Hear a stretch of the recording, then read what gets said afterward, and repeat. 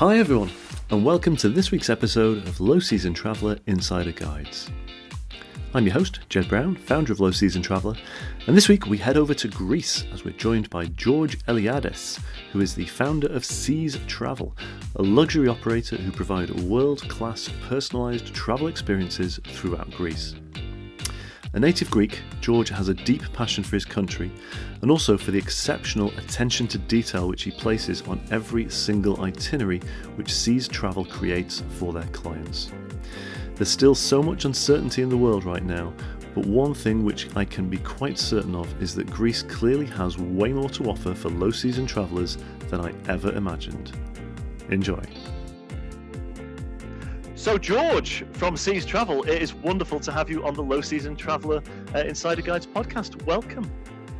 Thank you very much, Jed. I'm very happy to be here with you. Very good. And I hope you don't mind me letting our listeners know this is your first podcast, right? Yes, it is my first podcast and I'm very excited. Awesome. Well, we are honoured to be your first podcast. So, look, straight off, George, just tell us and the listeners out there a little bit about George. Tell us about yourself. Okay, I'll tell you an interesting story. I grew up in my house with my grandparents, and my grandfather was collecting National Geographics. He's been a member for National Geographic since 1934. So every month we'll receive a National Geographic. It will go to his hands. It will pass through my hands at all ages. I would love to take out the maps and I would open the maps and I would look at the maps and what was inside, and then I would read about the countries and what's going on. And now you have to understand, going back in the 70s, I was reading about stuff that was, was not even explored as much as it is today. Places that have not been touched as much as they have been touched today. I just loved receiving the new National Geographic magazine. So somewhere there was something put inside me, I guess, from the get-go about travel. Then I went on. I did a lot of traveling myself. I changed a couple of countries for studying and work, and then I started working as a trader. And as a trader, I had to take care of my clients and my clients' accounts, finances, whatever stocks or bonds they were holding. But one of the most important thing, I had to take care of their lives, because you come so close with your client. You're starting to learn everything about their lives, about their families, about their worries, because they trust you their savings. So the conversation is not a generic hello and please do that. It's much deeper. Something that I've discovered, that's how it should be in whatever field you are if you're going for the long run. You can't just touch the surface if you want to succeed in something. You need to dig deeper. And this will come later in our conversation of going to my main mantra, which is the devil's in the detail. So having to look after them and after their lifestyle as well, I started to go back into travel in a way and giving suggestions, because I had traveled to one place, I had traveled to another place. I usually chose places that were off the beaten track, not only the main destinations. So I was the guy to go to for that information. So naturally, this became more and more part of me. And at some point, I decided that I have to leave the one side and set up a company and go in completely different direction. And it's completely fulfilling, because my concept was not, I'm going to be a travel agent and I'm going to give you a ticket to go from A to B. My concept is that since I'm in for this in a much deeper way, I'm going to try and help you seize the time in between your travels, and hence our name, SEEZ Travel. I wanted to make a difference in people's lives, so when they travel, they'll take a minute. It's a small series of their lives, and take a minute to cherish it, to remember it, because that's what gives them it gives them a lot of energy and a lot of um, mind and thoughtfulness for going forward and what they do next in their lives. A lot of people say it's not the destination, it's the travel, and it's true. But the destination adds so many colors and so many hues in those colors that you've got in your brain that if you find a way and you can remember them, it explores your mind. It gives you much deeper depth. Now, this is obviously something that it's been studied, and brain surgeons have been talking about this, how the many experiences that you have, different visuals that you have from your everyday life, as long as you keep them in the forefront of your mind and you don't just leave them to go all the way back and you forget about them, that's how you create more brain cells and you Mm. start opening up your mind. I love that. I love that. So travel really has been in your blood since boyhood. Then really, Yes, indeed, definitely. it has. It's Huh. it's funny actually when you talk about National Geographic. This is kind of this is going to be a plug for National Geographic, I think, George, because I'm the same. I used to get old copies in our library, and I used to flick through them. And for me, again, growing up in the '70s like yourself, um, these destinations were this was adventure. I mean, this was places I'd never heard of, and most of them I never. If I'm being honest, in my wildest dreams, imagined that one day I would get there. I just never thought that would happen to someone like me, that I would get there. And of Mhm. course, as we've grown up through the '70s, the '80s, the '90s, travel has become more accessible for everybody, and I've gotten to a lot of those destinations. Although the more I read, still the more I want to travel, and actually Exactly. that brings us really nicely onto Greece. Um, I was speaking to somebody yesterday, one of your compatriots, I will say, from Athens, and he was saying, "So, Jed, where have you been to in Greece?" And I said, "Wow, right." And I thought, for some reason, that I've travelled pretty extensively in Greece, and I realised that I really haven't. I've been to Athens on business, and I've stayed in the hotel was called the George Hotel, would you believe? Mhm. Which is a very Yeah. small hotel up on a height, Uh, and it overlooks the city. I've never really seen anything of Athens because I was there on business. mhm. I've been to Kefalonia, and that was in about '95. And actually, that's all I've seen of Greece, and I haven't seen much. And I was on the SEEZ Travel website, and I've got to say to all of our listeners out there, apart from anything else, the photography on your site is just breathtaking. It's Yes. so well done. These images are wonderful. But one of the Thank you. images Thank you that, very much. yeah, you're very welcome. Thank you. I love good imagery, though. I must admit, I don't know if you feel the same on this, and maybe it's from our days looking at National Geographic, but the imagery, Exactly. it really brings it to life, and it just gets you a little bit excited, and that's what I found on your site. And this picture I have behind me, and I've got it on the site on the other screen, the natural wonder of Meteora. And I was thinking, wow, how have I never heard of Meteora? Because it looks absolutely breathtaking. Could you let our listeners know what Meteora is and what we're talking about here? Well, this is formation of mountains, obviously from many ancient years. That there are many monasteries that were built up there. It is a UNESCO heritage site, and it hosts a lot of Eastern Orthodox monasteries. And in Greece, it's the second most important one to Mount Athos. I'm not sure if you heard of Mount Yeah, Athos. yeah. So it's very important site.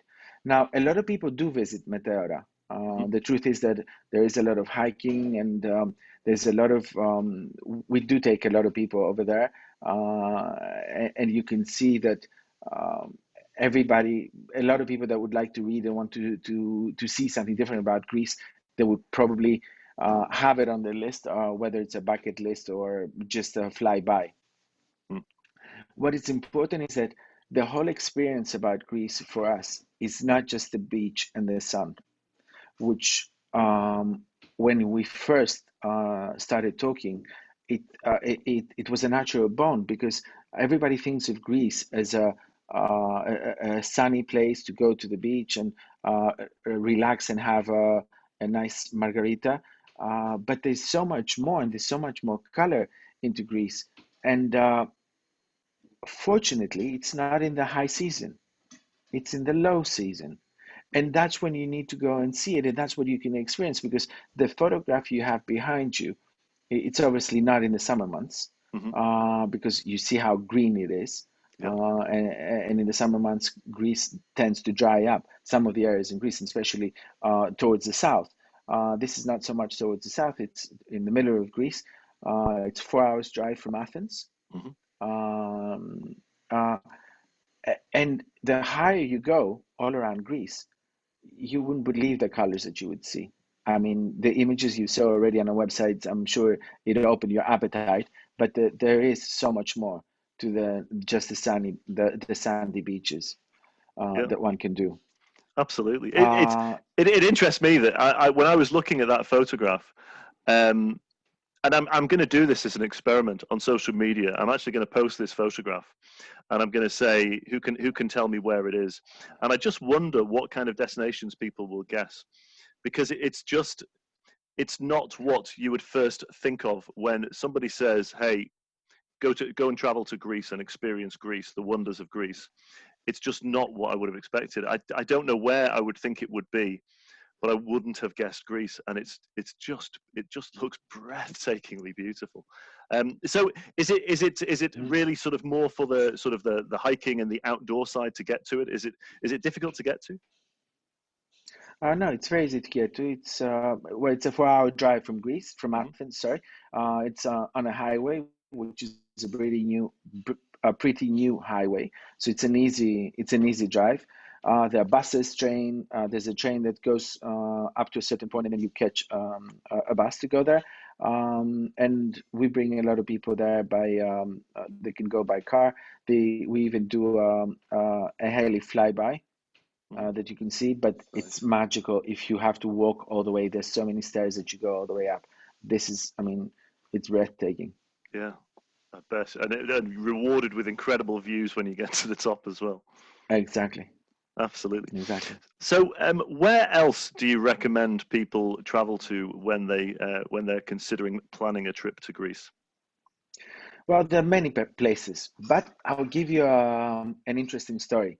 Mm. There are thousands of people that go to Mykonos every summer. It's a destination. It has an international airport. Everybody lands there directly. There's so many flights out of London, weekends during the week, everything, and from all over the world. There's a tiny place next to it called Delos that's nobody has ever heard of.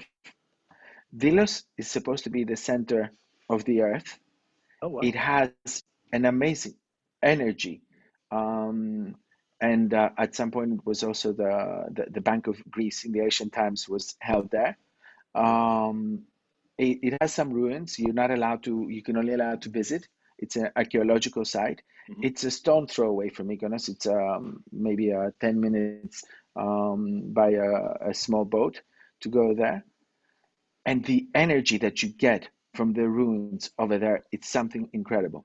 Now, nobody has knows that because it's archaeological site, and nobody thinks of Mykonos as a place to visit, to go see something, an archaeological site.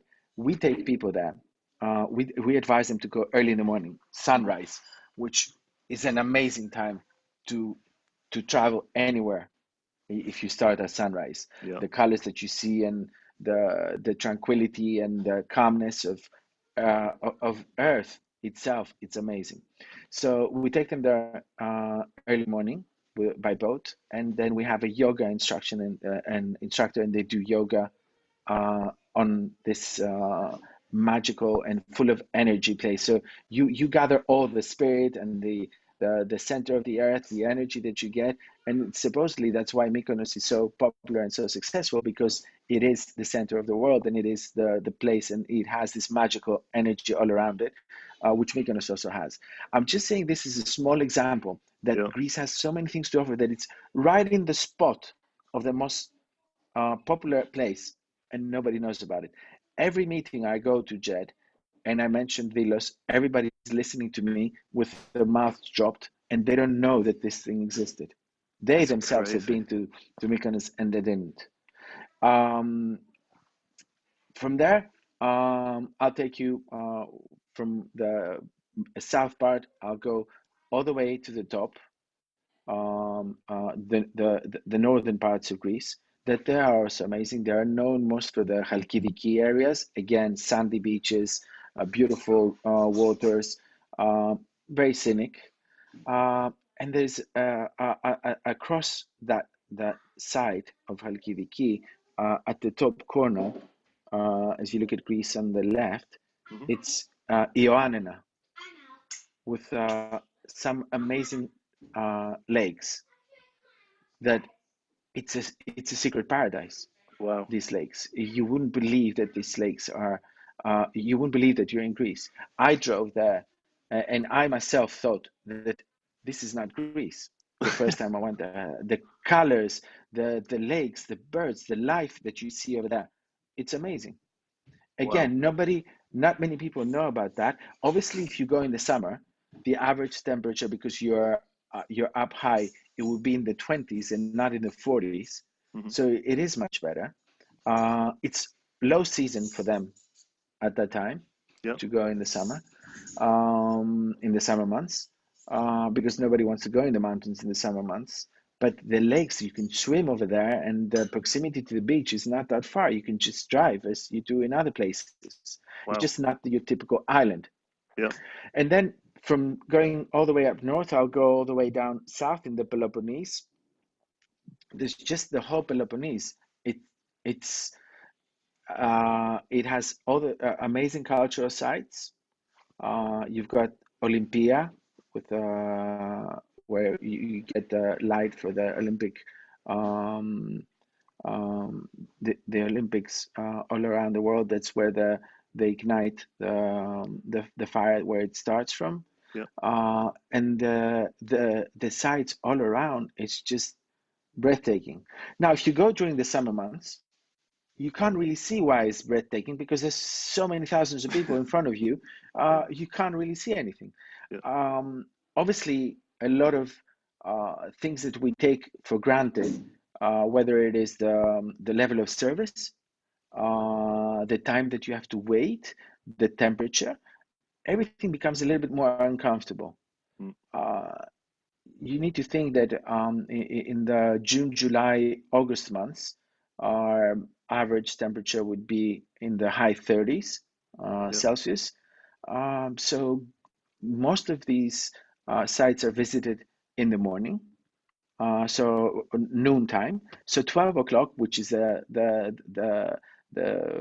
highest temperature uh, of the at the time, you're out there trying to get a guide to show you a site with another, maybe I don't know how many thousands of people waiting all around, which Crazy. obviously you cannot get the best of it. Yeah. Yeah. You cannot explore that. And then you have by drive, only if you drive in Peloponnese, the brand new roads, and you go from Archea Olympia, you can go to Epidavros, the ancient theater, and then you can just go to amazing places, whether you wanted to be by the sea or whether you wanted to be somewhere more in the mountain. There's so much to offer. Now, the one thing that is a little bit unfortunate, we've got so many islands and we're known for the islands. In the islands, we've got 14 international airports that they crowd these islands in the summer. Uh, but after the summer, everybody goes and it looks like a Hollywood setting. You Really. can see that there was something there. Yeah. You can recognize the setting, but there's nobody around. And for most places, the the shops close. So although you have a Mykonos would be beautiful if you were to visit in late October and November. I've personally been to Mykonos in early February, and as I was approaching with the ferry, I saw a white island. It had snowed and it was white. Very little. It didn't.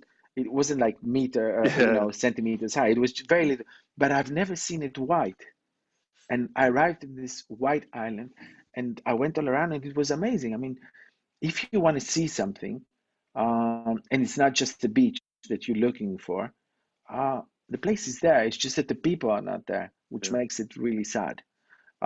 Now, having said that, Crete is a very big island, and everything is there. The archaeological sites are there, hotels are there, there's life over there, there's shopping, there are restaurants, shopping malls, whatever it is that you can find in a place that you would like to visit, you have it there.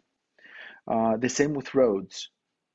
In Rhodes, which is again a very popular place for people to travel during the summer, it's still there. Maybe not all the shops are there, maybe not all the restaurants, the tavernas are there, but most of them are there Yeah. because there's a huge local community that continues to live on after the touristic period.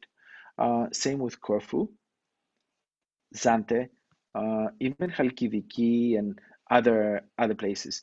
It's just that it's a shame that the smaller islands, which really have the true colors, because of the size, in the winter they're closed. But then you have Syros, which is 40 minutes away from Mykonos.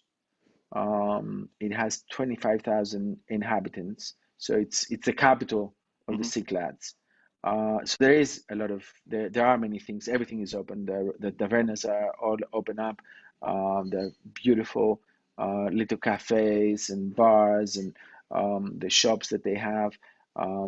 There there is a lot of it to be there. Not all hotels will be open during the winter months, but some of them, most of them will be. And are you finding? I mean, it sounds to me like certainly Greece has obviously a huge amount to offer, but actually it sounds like it has a huge amount to offer during the lower season months.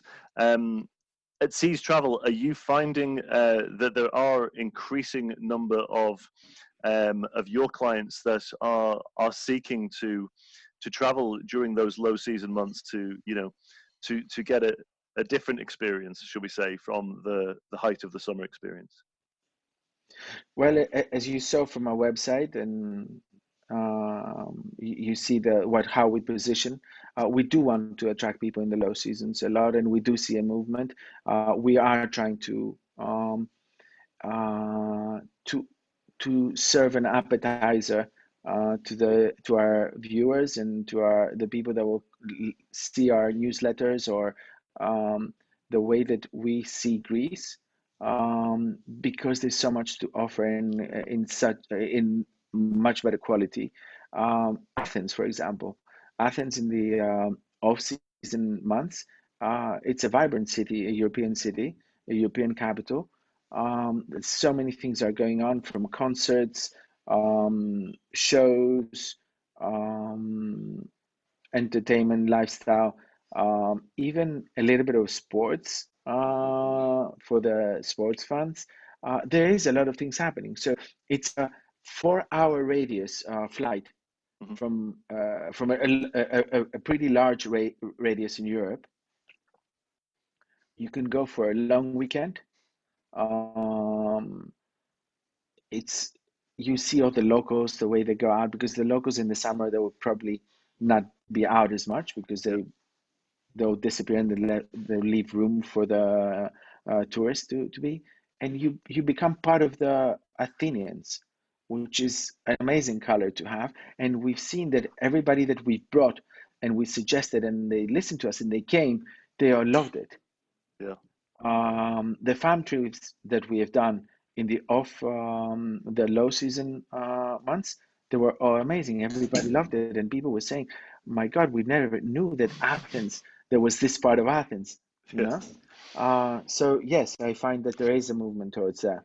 It's intriguing actually when you talk about the fam trips and the educationals, and just for our listeners out there that might not be aware, in the travel industry, typically what we do is we try and encourage the travel agents and the tour operators and journalists to come and experience our destinations. So we host them on trips where there'll usually be groups of, it could be up to 5 or up to 15, and we sort of show them around so that they can experience the destination firsthand, so that when they're talking to their clients, they have a better understanding of it. And I've been very fortunate. So in my life in the travel industry, I started as a travel agent. I was a tour operator, and my job was actually to bring groups of travel agents over to these destinations. And it was always during the low season because the hotels have got the rooms spare, the flights are a little bit cheaper, etc. But that's what sparked my love of the low seasons, because I was seeing the world, for me, at the best possible time, no crowds, and seeing a different side of these destinations that I didn't know existed. And the only shame for me, or the pity, was that most of the clients, 80% of the clients, are actually going in the same months when it's really packed and busy. And I thought that was a bit of a shame. But certainly a wonderful time to travel, for sure. So when we talk about SEEZ Travel, let's let our listeners understand a little bit more about what you do, because we had a conversation last week, and you mentioned at the outset the devil is in the detail, and I found it absolutely fascinating just exactly what level of detail you were talking about. So could you just give us and our listeners a little bit of an overview of the level of detail that you take for your clients when they're looking to travel to Greece? Well, as I said, we do believe that the devil is in the details. So when we do get a request, we want to know a little bit more about our visitor. Who is he? What is the family like? What do they like? What they don't like? Because just giving them the A to Z, it's never enough if you cannot add some color and some personal touch to their experience. So in that sense, we always wanted to, as soon as we get a request, we will ask more questions. And who is this client, and what is the family, and what do they like to do? And I have examples that I've got many examples that we've done in the past, but one that really a simple one is that we had this American family coming over, and as I was talking to the lady that was booking the holiday, she told me, that my son really loves sculpture. And in Greece, we do have a lot of sculpture, and we do have a lot of artists. So I said, how would you like, instead of having the private tours of the cultural sites, also, if we take you to the ateliers of some of the um, more modern sculptures, that he can sit down with him, he can show them a little bit more about the work and how they do it. And she was just amazed. They could not believe it, that she had a chance to take her son to this holiday and also have this experience embedded with what they were gonna see and experience. Now, this is not, it's nothing extremely complicated. We do have somebody in our team that supports all this, and is an art curator, so she's looking after everything that will come to Greece that will be towards art. We do the same with chefs, and we have a curator that would look after, because people like the Mediterranean cuisine, they like the Greek food, and they like to learn a bit more. But learning a bit more is not just learning how to make something, how to cook something. It's also where are you going to shop? Where are you going to buy it? How are you going to go and buy a fresh fish? And how would you know that it's fresh? And all the details that you will go into that. So we do like to understand more of what the client wants and what they want to see, so we can definitely match the right thing and go into more details. Um, we do ask a lot of questions in order to get that. Otherwise, you can't go there. You need to engage, and through that, we always found that nothing would ever hurt. I mean, people at first, they're not feeling comfortable with the questions, But then they open up, and they open up as a mushroom because they're visiting another country. They're going far away. They have a person opposite them that they are trusting to look after them, so they can give them more information. Another interesting story I have is, and we're very proud of this, is a couple of years ago we had this guy called in, and he was inquiring about his holiday. So he was coming with his girlfriend. They were going to Santorini, a typical couple's holiday. So as we were, one of our travel designers was talking to him and was asking more questions. And what else would you like to do? And what would you like? And how long have you been together? Which it is an important part of what you're going to see. It's different a couple that they've been many years together than a couple that they just met. Yeah. So he said, well, actually, you know what? I'm kind of thinking that I should propose to her there in Santorini, but I don't know if it's like too cliche or and how I should do it. Long story short, we gave them different paths. We gave them a different time to the sunset, different areas that he can be alone and not propose in front of thousands of people waiting there to shoot. Uh, and we sat down with him and we did a plan A and plan B. Plan A, of course, she says yes, and we already had tickets for the immediate family to come and make the wedding. Oh, So wow. we started for a booking of 1 week and we converted it to a 3 week booking because we spoke to them more, we saw what they wanted, and that way we made something a lot bigger. They were so happy and so amazed on the whole thing. I love So that. it's, I think, details like that you need to look forward and think forward about them so you can have that extra element that would add to the experience. It's that deeply personal touch. The relationship that you must have with your clients must be of a far more personal nature than I would imagine most organizations have with their clients, right? Well, we try as much as we can. Obviously, as you can imagine, some people are more open than others. Yeah. Um, but we have done to the level of taking photographs, asking the general manager of a hotel to take photographs of the pebbles outside a particular villa to make sure that it's the right size of pebbles for the girlfriend to step on. Wow. That's some level of detail. You were saying before, and I think this is utterly wonderful as well. And I hope you don't mind me saying this, and if you do, then we can cut it out anyway. But what I really really love about you were saying that sometimes people pass you on clients because they're too demanding for other businesses, and you were saying how actually we welcome that because we can deliver for the most demanding of clients, and I think that's utterly wonderful. Is that something that you're very proud of as well? Yes, we are very proud, and of course, we can have it there. Uh, we have been suggested to many clients because we can take care of all the details, everything. Yeah. And we like to do that because we get more engaged.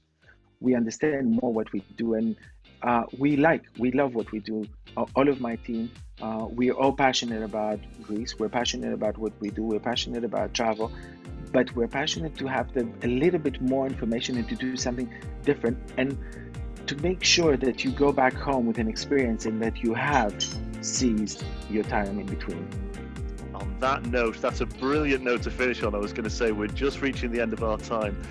George, thank you so much for your passion and for joining us on this call today and helping us to understand a little bit more about Greece, particularly in the low seasons. I've got to encourage everybody out there to please visit the SEEZtravel.com website. It's SEEZtravel.com and have a look at all of the wonderful experiences, the curated experiences which George and the team offer, and also enjoy the wonderful photographs because they are breathtaking. George, thank you so much for your time. Really appreciate it. Thank you very much, Jed. Thank you very much for having me over.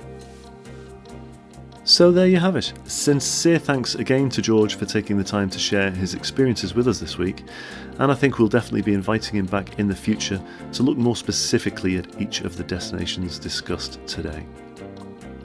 We officially launch our new lowseasontraveller.com website next week, so please do check it out for a whole host of inspirational articles and features, which hopefully will get you excited for your next low season trip, and let us know what you think once you've had a look. Thanks as always for your company this week, and until next time, have a great week, stay healthy, stay safe, and don't forget to share this podcast with your friends, family, and social networks. Our content will always be free for everyone, as we believe that travel is better without the crowds.